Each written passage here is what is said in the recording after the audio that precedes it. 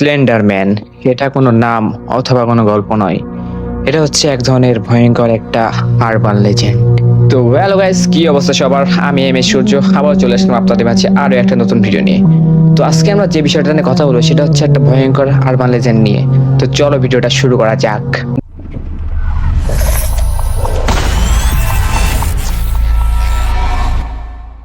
2009 সালে এই স্লেন্ডারম্যান চরিত্রটা প্রথম জন্ম নেয়।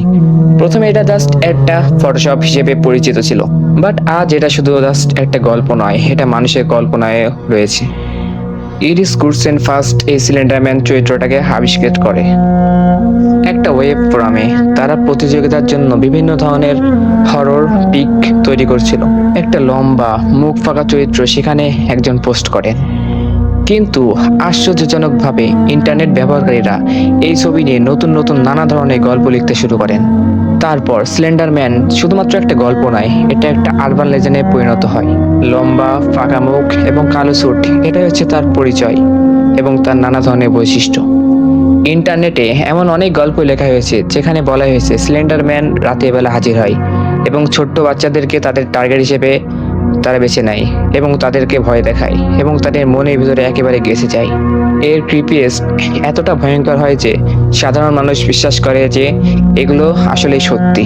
2014 সালে উইসকনসিনে দুটি 12 বছরের মেয়ে তাদের এক বন্ধুকে মেরে ফেলে এবং তাদের যখন জিজ্ঞাসা করা হয় যে কেন তাদের বন্ধুকে তারা মারলো, তখন তারা উত্তরে জবাব দেয় যে স্লেন্ডারম্যান নাকি তাদেরকে এটা করার জন্য হুকুম দিয়েছে।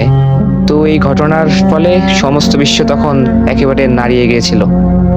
তখন এটা দ্বারাই প্রমাণ হয়ে গিয়েছিল যে স্লেন্ডারম্যান জাস্ট একটা গল্প নয়, এরা মানুষের মনে, এমনকি সকলের মনে এরা খুবই ভয়ঙ্করভাবেই ঢুকে গিয়েছিল। এদেরকে দেখতে লম্বা কালো স্যুট, গলায় টাই, পাকা মুখ, সাদা লম্বা হাত। তার ক্ষমতা জাস্ট ফিজিক্যাল না, মাইন্ডের দিক থেকে তার অনেক ক্ষমতা রয়েছে। সে নাকি মানুষের মনকে কন্ট্রোল করতেও পারে, এমনকি সে মানুষের মনকে ভয় দেখিয়ে দেখিয়ে তার নিজের শক্তি বাড়ায়। অর্থাৎ তুমি যদি একে বেশি ভয় পেয়ে থাকো তাহলে শক্তি আরো বেড়ে যাবে। স্লেন্ডারম্যান এখন জাস্ট একটা গল্প নয়, এরা বিভিন্ন ধরনের horror short film, horror movie, এমনকি হরর বিভিন্ন গেমেও এরা নিজেদেরকে মেন ক্যারেক্টার হিসেবে পরিচয় করিয়ে দিচ্ছে। এখন সবকিছুতেই মূল থিম হচ্ছে এক অদৃশ্য শক্তি যাকে থামানো যায় না। কেন মানুষ স্লেন্ডারম্যানকে এতটা বেশি ভয় পায়? কারণ তাদেরকে জাস্ট চোখে দেখা যায় না, আর সে মানুষের মনের ভিতরে ঢুকে যায়। যত বেশি তুমি তাদের কথা ভাববে, তত বেশি তোমার মনে তাদের প্রতি ভয় সৃষ্টি হবে।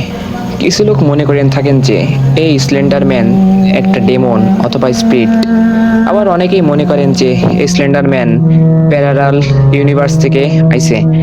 এমনকি কিছু লোক এমনও মনে করেন যে এই স্লেন্ডারম্যান হচ্ছে জাস্ট একটা কল্পনা, তাছাড়া কিছুই নয়। এগুলো কোনোটাই নিশ্চিত নয়, তবুও মানুষ তাদেরকে অনেক ভয় পায়। স্লেন্ডারম্যানের এই স্টোরিগুলো বিশেষ করে শিশুদের জন্য অনেক ভয়ঙ্কর। সো শিশুরা যদি এসব দেখে ইন্টারনেটে, তারা অবশ্যই ভয় পাবে। সো এটা সত্য কথা মিথ্যা, শিশুদেরকে এসব থেকে অবশ্যই আলাদা করে রাখতে হবে। কিন্তু এটা সত্যি যে স্লেন্ডারম্যান আজও মানুষের কল্পনায় বাঁচে। আবার এমনও শোনা যায় যে তুমি যদি স্লেন্ডারম্যানের নাম নিয়ে রাতের বেলা ডাকো, সে নাকি অন্ধকারের ভেতর তোমার সামনে হাজির হবে, বাট তুমি দেখতে পারবে না। তো তুমি কি মনে করো স্লেন্ডারম্যানের অস্তিত্ব আসলেই আছে কি নাই? কমেন্টে জানাও এবং আমার এই পেজটাকে ফলো করো। আজকে ভিডিওটা এই পর্যন্তই, সামনে ইনশাল্লাহ এমন আরবান লেজেন্ডের ভিডিও অনেক পাবে। সবাই থাকো, আসসালামু আলাইকুম, আল্লাহ হাফিজ।